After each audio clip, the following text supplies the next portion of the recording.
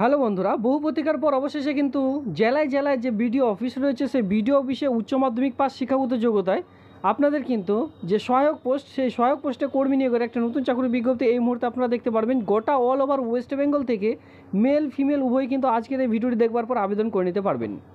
এবার আবেদন করতে হচ্ছে পুরোপুরি অফলাইনের মাধ্যমে, তবে এখানে আপনাদের যে বিডিও অফিস রয়েছে সেই অফিসে গিয়েই কিন্তু ফর্মটি জমা করে দিতে হচ্ছে, তাহলে আবেদনটি কমপ্লিট হয়ে যাবে। তবে অবশ্যই নির্দিষ্ট যে সময় সেই সময়ের মধ্যে ফর্মটি জমা করলে আবেদনটি কমপ্লিট হবে। তো সেক্ষেত্রে আজকের এই ভিডিওটি দেখুন, কমপ্লিট ইনফরমেশন একটি ভিডিওর মাধ্যমে পেয়ে যাবেন। কীভাবে আবেদন করতে হয়, আবেদনের প্রসেস কী রয়েছে, সমস্ত রকম বিস্তারিত আজকের এই ভিডিওটির মাধ্যমে দেখাবো। যদি উচ্চ মাধ্যমিক পাস শিক্ষাগত যোগ্যতা আপনার কাছে থেকে থাকে অবশ্যই আজকের ভিডিওটি দেখুন। সঙ্গে কম্পিউটার একটি নর্মাল 6 মান্থের একটি কম্পিউটার সার্টিফিকেট এখানে প্রয়োজন পড়বে। তো চলো আমি আপনাদের এক এক করে দেখিয়ে দিচ্ছি। এই অফিসিয়ালি সাইটের লিঙ্ক, সঙ্গে পিডিএফের লিঙ্ক, সমস্ত রকম থাকছে এই ভিডিওটি ঠিক নিচে ডিসক্রিপশন বক্সে পেয়ে যাবেন টেলিগ্রাম গ্রুপের লিঙ্ক। অবশ্যই টেলিগ্রাম গ্রুপে যুক্ত হয়ে যান, সেখান থেকে প্রত্যেকটি ভিডিওর নোটিশ কিন্তু ডাউনলোড করে নিতে পারবেন।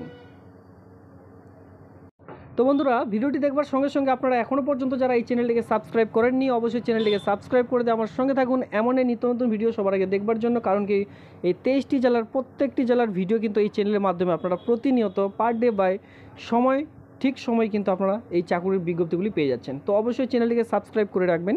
সবার প্রথমে 1 নম্বর দেখতে পাচ্ছেন নেম অফ দ্য ক্যান্ডিডেট, যিনি আবেদন করছেন তার পুরো নাম। অবশ্যই নেম ইন ব্লক লেটার, মানে বুঝতে পারছেন মাধ্যমিকের যে অ্যাডমিট কার্ড রয়েছে সেটা দেখে ব্লক লেটার সমস্ত রকম বড় হাতের ফিল আপ করতে হবে। সমস্ত রকম ইংরেজিতে আপনারা ফিল আপ করবেন।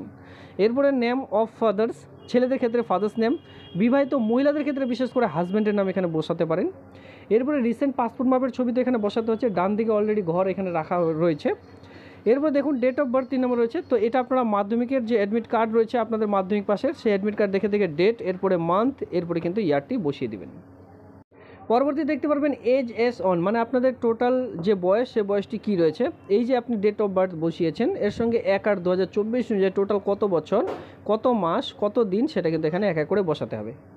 এরপরে চলে আসবেন পার্মানেন্ট অ্যাড্রেস, আপনাদের স্থায়ী ঠিকানা। স্থায়ী ঠিকানা কী বসাতে হবে, আপনাদের সবার প্রথমে এখানে যেটা বসাবেন সেটা হচ্ছে ভিলেজ, VILL, এরপরে পোস্ট অফিস, এরপরে পুলিশ স্টেশন, এরপরে আপনার যে ডিস্ট্রিক্ট রয়েছে সেই ডিস্ট্রিক্ট, এরপরে আপনার পিনকোড নাম্বার, এরপরে চাইলে আপনারা আপনার যে স্টেট সেই স্টেটটি নাম বসিয়ে দিতে পারেন। এইভাবে করে পুরো অ্যাড্রেসটি দেবেন। প্রেজেন্ট অ্যাড্রেস যদি সেম হয় সেক্ষেত্রে এই ঘরটিতে আপনারা কী বসাবেন, ডু করে দিতে পারেন, অথবা SAME আপনারা কিন্তু স্যাম লিখে দিতে পারেন। ঠিক আছে। পরবর্তীতে দেখতে পাচ্ছেন এই যে কন্ট্যাক্ট নাম্বার, এটা কিন্তু খুবই গুরুত্বপূর্ণ। কারণ কি, আপনাদের এখানে কোনো রকম রিটেন টেস্ট থাকছে না। ঠিক আছে, সরাসরি ইন্টারভিউর ভিত্তিতে নিয়োগের বিজ্ঞপ্তি প্রকাশিত হয়েছে। এবার এখানে আবেদন করার জন্য আপনারা কিন্তু আপনাদের যে ব্লক অফিস রয়েছে মানে বিডিও অফিস, সেই বিডিও অফিসে গিয়ে ফর্মটি জমা করে দেবেন। লাস্ট ডেট আমি দেখিয়ে দিচ্ছি। আর এই কন্ট্যাক্ট নাম্বারটা যখন আপনারা দিচ্ছেন পরবর্তীতে কিন্তু SMS এর মাধ্যমে জানিয়ে দেওয়া হবে যে আপনাদের ইন্টারভিউ কত তারিখে রয়েছে বা আপনারা কত তারিখে ভিভা ভয়েস দিতে যাবেন। এই হচ্ছে আপনাদের অ্যাপ্লিকেশন ফর্মেট, জাস্ট এটা আপনারা টাইপ করে নেবেন। ঠিক আছে, এই মানে এক কথায় ফিল আপ করে নেবেন ঠিকঠাকভাবে। ডেট প্লেস দেখতে পাচ্ছেন অন স্ক্রিনে। সিগনেচার অফ দ্য অ্যাপ্লিকেন্ট, এখানে পুরো সিগনেচার আপনারা করে দিলেন ঠিকঠাকভাবে। এর সঙ্গে যাবতীয় ডকুমেন্টস আপনারা অ্যাটাচ করতে হবে, মাধ্যমিকের অ্যাডমিট মার্কশিট যা আপনাদের রয়েছে, যতদূর কোয়ালিফিকেশান, SC ST যা সার্টিফিকেট রয়েছে, এর সঙ্গে যদি আপনাদের এক্সপিরিয়েন্স থেকে থাকে এক্সপিরিয়েন্স সার্টিফিকেট, আধার কার্ড, ভোটার কার্ড, এই কয়েকটি ডকুমেন্টস দিয়ে সেলফ অ্যাটাস্টেড করে একটি খামের মধ্যে ভরে, অথবা আপনারা সেভাবে গিয়ে ব্লক অফিসে গিয়ে হ্যান্ড বাই হ্যান্ড ফর্মটি জমা করে দিতে পারেন, তাহলে আবেদনটি একেবারে কমপ্লিট হয়ে যাবে। দেখুন আবেদনটি শুরু হয়েছে 20/8/2024। ঠিক আছে, এ মাসের 20 তারিখ থেকে আবেদনটি শুরু হয়েছে আর আবেদনটি চলবে 6/9/2024 তারিখ পর্যন্ত, বিকেল 4টা পর্যন্ত ফর্ম জমা নেওয়ার যেটা কাজ সেটা কিন্তু চলবে। আর ডেভেলপমেন্ট ব্লক অফিসের আন্ডারে ফর্মটি আপনাদের ফিল আপ করতে হবে। এখানে পুরো ব্লকের নাম, অ্যাড্রেস দেওয়া রয়েছে। এবার সিলেকশন প্রসেস আমি কিন্তু ভিডিওর শুরুতেই বলেছি, যেখানে ইন্টারভিউ যেটা ভিভা ভয়েসের ভিত্তিতে নিয়োগের বিজ্ঞপ্তি প্রকাশিত হয়েছে। Eligible candidate are before the block development office, যেখানে ইন্টারভিউ আপনাদের আপনাদের ব্লকে, যেহেতু ব্লকে আপনার ফর্মটি জমা করবেন আর ব্লকেই কিন্তু আপনাদের ইন্টারভিউ সম্পূর্ণ করা হবে। আর ইন্টারভিউ যেটা হচ্ছে আপনাদের সেটা কিন্তু 12টার সময়, সেক্ষেত্রে সেই অফিসে আপনার কটার সময় উপস্থিত থাকতে হবে, ঠিক 10টার সময় উপস্থিত থাকবেন, তাহলে কিন্তু ইন্টারভিউ দিতে পারবেন। কারণ কি, এই যে জেরক্স করে নিয়ে যাচ্ছেন আপনারা এক সেট করে, সেটা কিন্তু মানে যে কপিটা আপনারা ফর্মটির সঙ্গে জমা করছেন তার কিন্তু আরেক সেট কপি জেরক্স করে নিয়ে যেতে হবে, পুরোটাতে সেলফ অ্যাটাস্টেড করে নিয়ে যেতে হবে। আর এক কপি আপনারা সেলফ অ্যাটাস্টেড করতে জমা করছেনই, তো একসঙ্গে 2 কপি করে জেরক্স করে নেবেন, ঠিক আছে। আর সেই যে জেরক্স কপি আপনার কাছে এক সেট থাকবে, সেটা আপনারা ইন্টারভিউর দিন ঠিক 10টার সময় থেকে আপনাদের কিন্তু যে ডকুমেন্টস ভেরিফিকেশন তার কাজ কিন্তু চলবে। সেক্ষেত্রে জেরক্স কপির সঙ্গে অরিজিনাল ডকুমেন্টসগুলি নিয়ে যাবেন। এবার ঠিকঠাকভাবে অরিজিনাল ডকুমেন্টস যদি ভেরিফিকেশনটা হয়ে যায়, পরবর্তী আপনারা কিন্তু ইন্টারভিউ দিতে পারবেন। আর ইন্টারভিউ যেটা সময় সেটা দেখতে পাচ্ছেন 13/9/2024, ঠিক আছে। সামনের মাসের ঠিক 13 তারিখে আপনাদের ইন্টারভিউ শুরু হয়ে যাবে।